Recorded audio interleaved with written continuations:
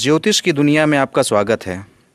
यदि आप ज्योतिष सीखना चाहते हैं तो मेरे इस चैनल को सब्सक्राइब कीजिए, और यदि आप चाहते हैं कि वीडियो अपलोड होते ही आपको सूचना मिल जाए तो अलार्म बटन को ऑन करें, और यदि आपको वीडियो पसंद आए तो लाइक और शेयर करना न भूलें।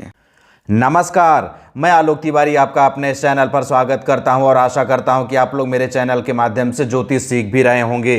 ज्योतिष सीखने की इस श्रृंखला को आगे बढ़ाते हुए आज हम पुनः आपके सामने एक नया वीडियो लेकर के प्रस्तुत हुए हैं। तो आइए सबसे पहले हम यह जानते हैं कि आज के वीडियो में चर्चा का विषय क्या है, आज हम किस विषय पर बात करने वाले हैं। प्रस्तुत है आज के वीडियो में चर्चा का विषय सप्तमांश कुंडली अर्थात D7 चार्ट का फलादेश। जैसा कि आपको ज्ञात है कि इस समय हमारे चैनल पर वर्ग कुंडलियों की विशेष श्रृंखला प्रस्तुत की जा रही है, और इसी श्रृंखला के अंतर्गत इस समय हमारे चैनल पर 5वीं वर्ग कुंडली अर्थात सप्तमांश वर्ग कुंडली की जानकारी आपके सामने प्रस्तुत की जा रही है। और सप्तमांश वर्ग कुंडली की आज यह चौथी वीडियो है। इसके पहले 3 वीडियो प्रस्तुत किए जा चुके हैं, उनको देखने के बाद जब आप यहां तक पहुंचेंगे तो आपको अच्छे से समझ में आएगा। इसलिए पहले उन तीनों वीडियो को देखिए, उसके बाद यहां तक आएंगे तो सप्तमांश कुंडली के बारे में समुचित जानकारी प्राप्त करते हुए इसे समझ सकेंगे।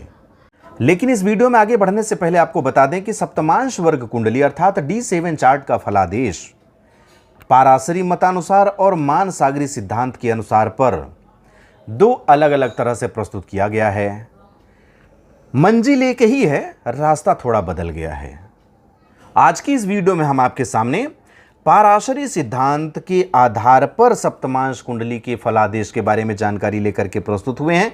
अगली वीडियो में हम मान सागरी सिद्धांत के अनुसार पर सप्तमांश वर्ग कुंडली का फलादेश आपके सामने प्रस्तुत करेंगे। सप्तमांश वर्ग कुंडली के लग्न का बलवान होना संतान उत्पत्ति को सुनिश्चित करता है। यदि सप्तमांश वर्ग कुंडली का लग्न प्रबल है, बलवान स्थिति में है, शुभ स्थिति में है, तो संतान उत्पत्ति को सुनिश्चित करता है, अर्थात संतान उत्पत्ति अवश्य होगी। सप्तमांश कुंडली में पंचम भाव, पंचमेश एवं पंचम भाव की कारक ग्रह बृहस्पति का बलवान होकर शुभ स्थिति में होना संतान उत्पत्ति की पुष्टि करता है। सप्तमांश कुंडली में देखिए पंचम भाव, फिर देखिए पंचमेश, फिर पंचम भाव के कारक ग्रह बृहस्पति, इनको देखिए। यदि बलवान हैं, शुभ स्थिति में हैं, तो संतान उत्पत्ति निश्चित ही होगी, क्योंकि ये तीनों बलवान हैं तो संतान उत्पत्ति की पुष्टि होती है। सप्तमांश कुंडली के लग्नेश तथा लग्न पर उपस्थित ग्रह, पंचमेश एवं पंचम भाव में उपस्थित ग्रह, पंचम भाव की कारक ग्रह बृहस्पति एवं बृहस्पति से पंचम भावेश अर्थात बृहस्पति से जो 5वां भाव है उसके स्वामी एवं बृहस्पति से पंचम भाव में उपस्थित ग्रहों की अंतरदशा में संतान उत्पत्ति का प्रबल योग बनता है। इतनी सारी चीजों को देखिएगा। सप्तमांश कुंडली के लग्नेश को देखिए, या लग्न पर उपस्थित ग्रह को देखिए, फिर देखिए कि पंचमेश कौन है, फिर पंचम भाव पर कौन कौन से ग्रह उपस्थित हैं, फिर पंचम भाव के कारक ग्रह बृहस्पति को देखिए, फिर बृहस्पति जहां पर बैठे हैं वहां से 5वें भाव तक जाइए और 5वें भाव के स्वामी को देखिए। उसके बाद बृहस्पति से 5वें भाव तक जहां आप गए हैं उस भाव में उपस्थित ग्रहों को देखिए। जो भी ग्रह इस स्थिति में हैं उन ग्रहों की अंतरदशा में संतान उत्पत्ति का प्रबल योग बनता है। जन्म कुंडली के लग्नेश सप्तमांश कुंडली के 6वें, 8वें, 12वें भाव में अर्थात त्रिक भाव में स्थित हों तो ऐसी स्थिति में जातक का अपने संतान के साथ संबंध अच्छे नहीं होते हैं। जन्म कुंडली के लग्नेश को सप्तमांश कुंडली में देखिए।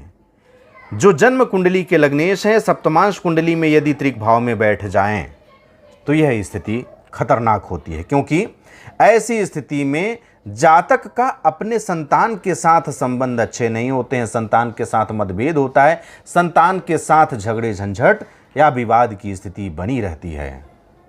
जन्म कुंडली के लग्नेश की सप्तमांश कुंडली में शुभ स्थिति में होना संतान से अच्छे संबंधों को दर्शाता है। जन्म कुंडली के लग्नेश को देखिए कि सप्तमांश कुंडली में कहां बैठे हैं।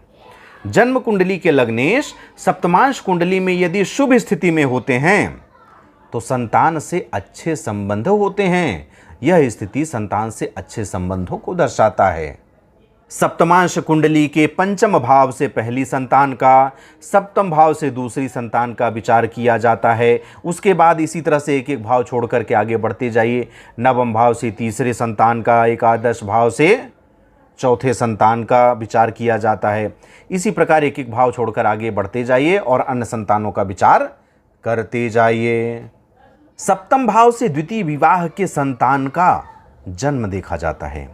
सप्तम भाव से यदि आप द्वितीय विवाह किए हैं तो उस विवाह से जो प्रथम संतान उत्पन्न होने वाला है वह सप्तम भाव से देखा जाएगा। यदि आपका पहला ही विवाह है, एक ही विवाह हुआ है, तो उसका प्रथम संतान आप पंचम भाव से देखेंगे। लेकिन यदि आपका दूसरा विवाह हुआ है तो उसका प्रथम संतान सप्तम भाव से देखा जाएगा।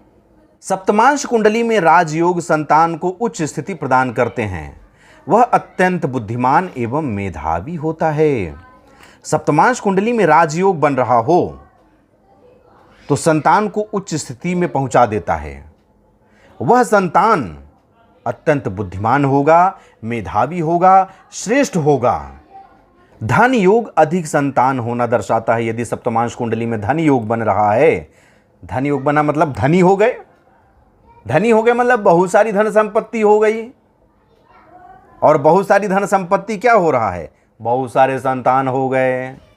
सप्तमांश कुंडली के अष्टम भाव से नवमेश का संबंध संतान को गोद लेना दर्शाता है।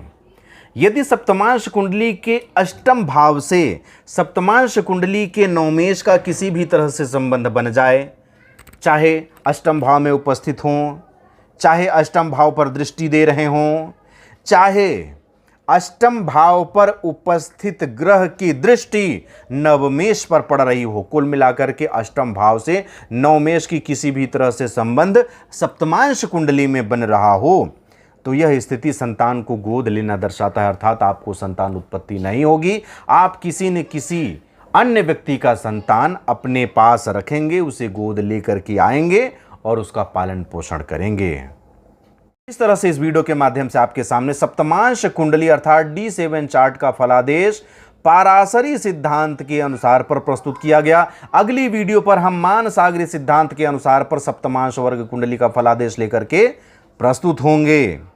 यदि आप ज्योतिष में रुचि रखते हैं और इसी तरह से ज्योतिषी कक्षाएं निरंतर प्राप्त करते रहना चाहते हैं तो हमारा चैनल सब्सक्राइब करके घंटी का बटन भी ऑन कर लीजिए, जिससे कि जब भी हमारे चैनल पर कोई भी ज्योतिषी कक्षा उपलब्ध कराई जाए तो सबसे पहले सूचना आपको ही प्राप्त हो और आप उस ज्योतिषी कक्षा को प्राप्त करते हुए एक निपुण ज्योतिषाचार्य बन सकें। अब मुझे आज्ञा दीजिए, मिलते हैं अगले वीडियो पर। तब तक के लिए जय हिंद, जय भारत, बम बम भोलेनाथ की जय। जय गुरुदेव।